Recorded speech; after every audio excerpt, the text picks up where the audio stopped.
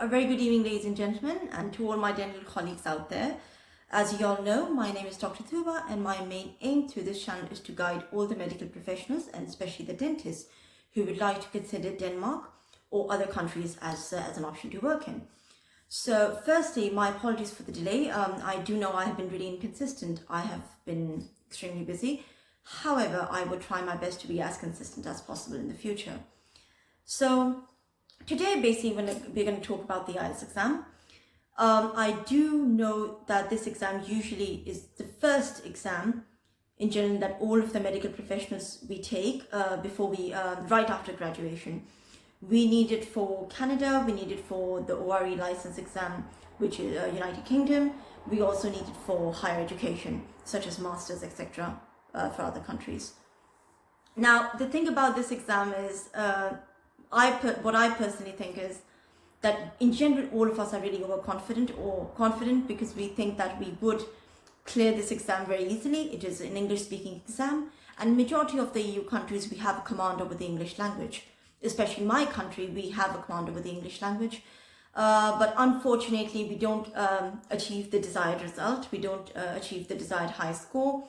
And then we just get extremely upset because the thing that we think is that if we cannot clear a simple English exam, what more can we do? Because life has a lot of other challenges, and that is not really good for our own self-esteem.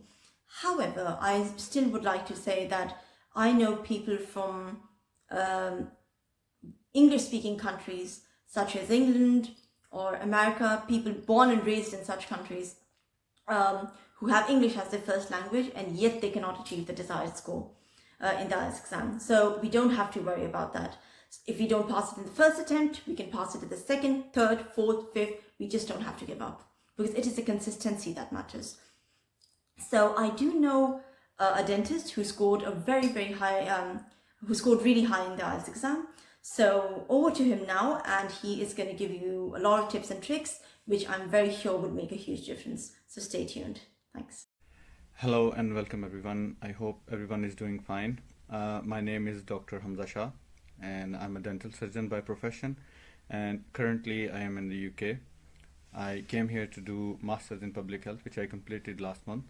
And now I'm on a post-study work visa, PSW, which is for 2 years, so I can focus more on getting licensed here and furthering my career in dentistry. This video is going to be about IELTS. It's going to be a very short video which will give you a general idea about IELTS and what to expect, what the exam is, why it is required, and how you can easily clear it. IELTS is a mandatory requirement for any medical person, especially if they want to get license in the UK or anywhere else in the world. But if you have just graduated and within 24 months of graduation, if you come to the UK and apply for ORE or PLAB, you don't have to sit in IELTS, then you have an IELTS exemption. The level of IELTS that is required for medical professionals is quite high in the UK. You need to have 7 bands overall and no less than 6.5 each for the dental surgery exam, which is ORE, and for the medical professional exam, which is PLAB, you need to have at least 7 overall and no less than 7 in each band. So there are 2 main types of IELTS. One is called IELTS Academics, which is required if you want to get admission in master's program or if you want to study further in the UK or Canada or Australia. And the other one is called IELTS General, which is mostly required for immigration purposes. The main differences between IELTS General and Academic is the reading and writing part.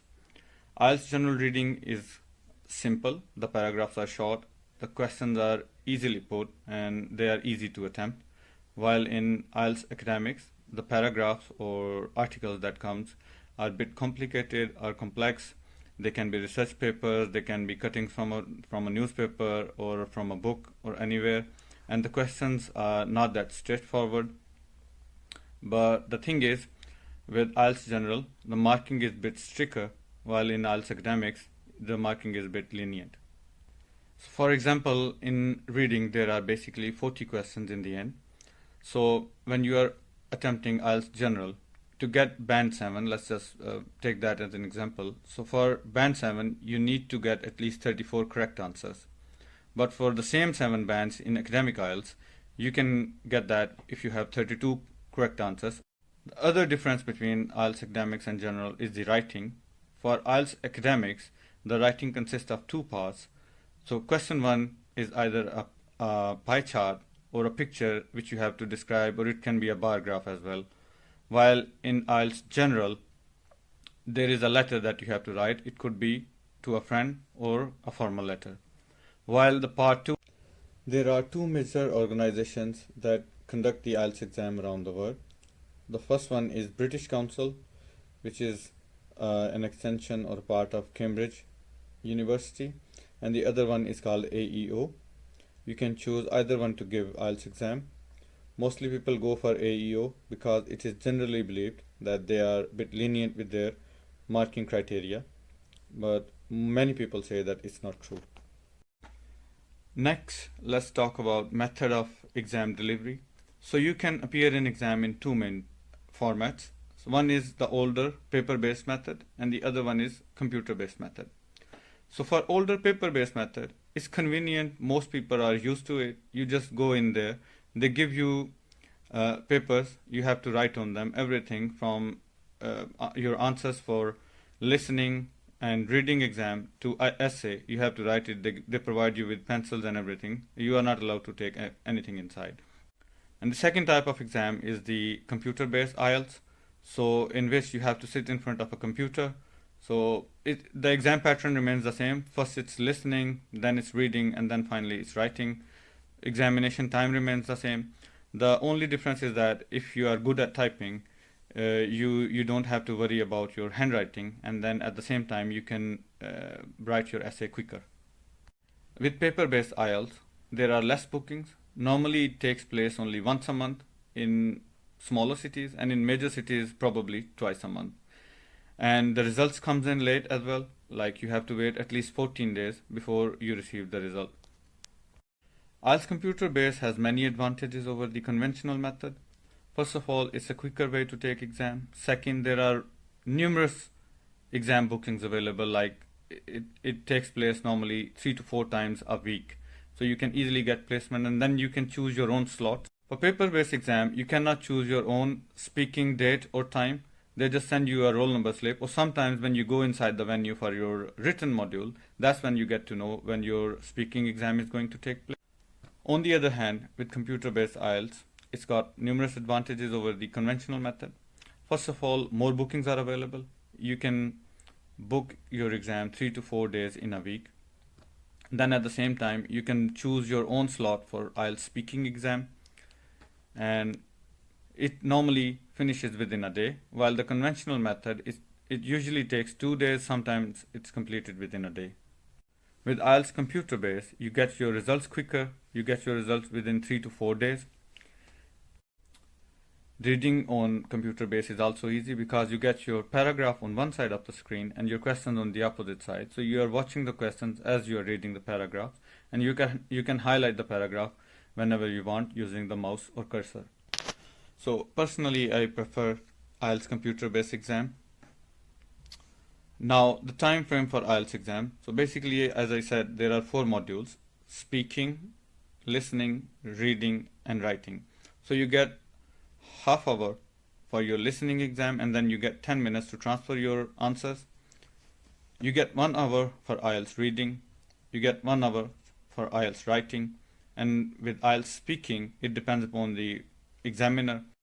So some tips I would like to give. This is what I used to do for my IELTS exam, is that I used to practice 3 to 4 paragraphs every single day for reading.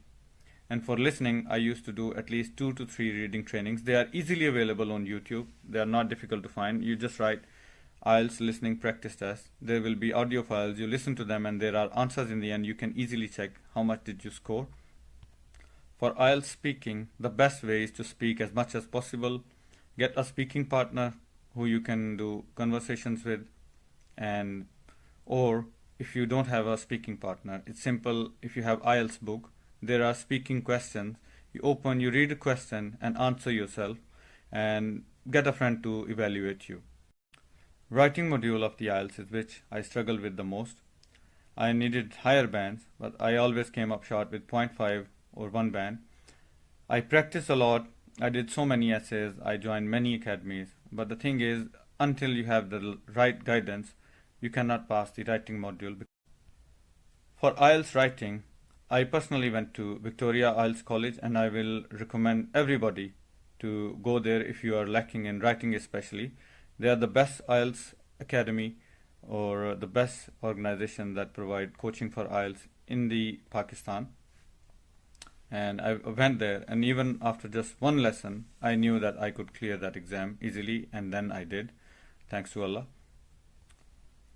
The best thing is not to waste time and money by appearing in IELTS over and over again with the same level of preparation that you had before. The best advice I can give about IELTS is do not waste your time and money by just appearing in IELTS exam and thinking that it's just an easy English language exam, which is not, especially for medical professionals, because we require such high bands. Because once you get lower score in IELTS, then you get demotivated, and then it's really hard to get back on track.